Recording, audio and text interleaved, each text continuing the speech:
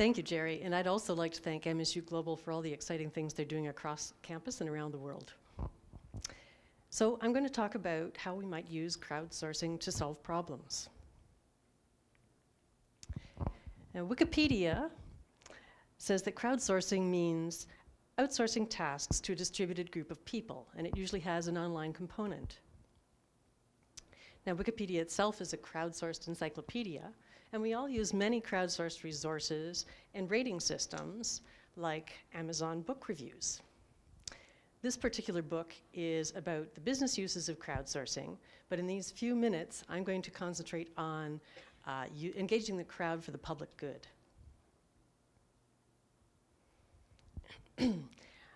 Dr. Susan Love is a researcher and surgeon at UCLA, and she's amassing an army of 1 million women for research in breast cancer. She already has over 350,000 women who have signed up to receive emails about new research projects. paytobribe.com in India, which allows people to anonymously report the petty bribes that they're forced to pay for reasonable services, like getting a birth certificate or a driver's license. And you can look at this data by city or department. Here we can see that, well, it's cut off, but the tallest bar is the police. And this site caught fire. It's been replicated in 17 countries, and they're now creating a network. And Kenya made it mobile and wants to link it to maps so that they can use it for vote buying during elections. The city of San Francisco is inviting citizens to submit ideas and to provide feedback on these ideas and to prioritize them by voting options up and down. This was a particular question related to providing people in a blighted neighborhood with access to fresh fruits and vegetables. And they collected 85 ideas over a period of 3 weeks. New York City was rolling out a new bike sharing program. And they put up a map and asked people where they would like to see the next stations and why. Other people could weigh in with their opinions, and this made it very easy to see which locations would be most popular. Here at home, Michigan Fitness Foundation, Michigan Nutrition Network, along with MSU Extension and the Remote Sensing GIS group, have just launched a mapping service which starts with nutrition education and low and no cost exercise opportunities. We can now identify which census tracts have the census tracts that qualify for assistance, and we can compare that with the services that are offered, which helps us identify both gaps and opportunities. In the next phases, we hope to be engaging the providers and users of these services, and perhaps also partner with other groups that are already mapping and crowdsourcing relevant data.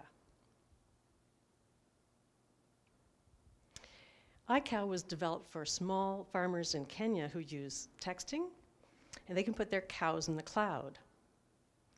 Farmers with just 1 or 2 cows can register them on an online gestational calendar, and they receive a text message when it's time to breed the cow, when it's time to preg check, when it's time to calve. Now, they're very happy because they're making more money, and iCow is also providing 21st century jobs to a new generation of Kenyans.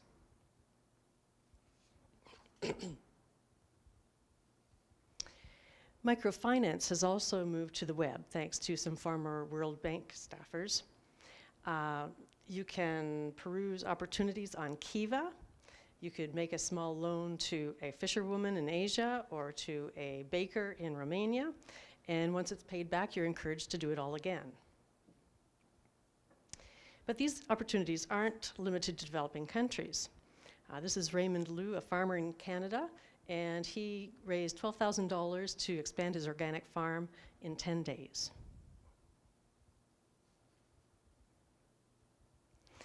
I became producer of a film called Lemonade Detroit, along with thousands of others who paid as little as $1 for a frame.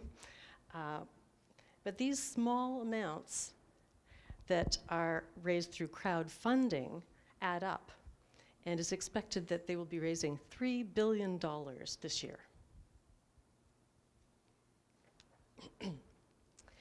USAID held their first crowdsourcing event this summer to help organize and map their activities related to microfinance.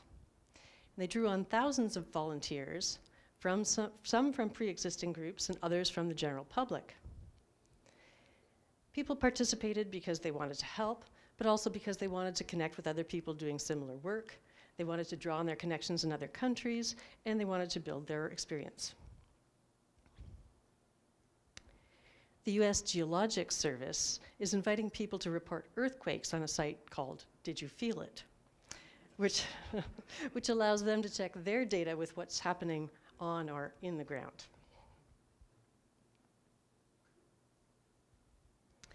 Some of the most amazing examples of crowdsourcing have emerged from responding to disasters like the Haiti earthquake. I've spoken about that previously, so if you're interested in more information, you can just Google my name, or on disease surveillance.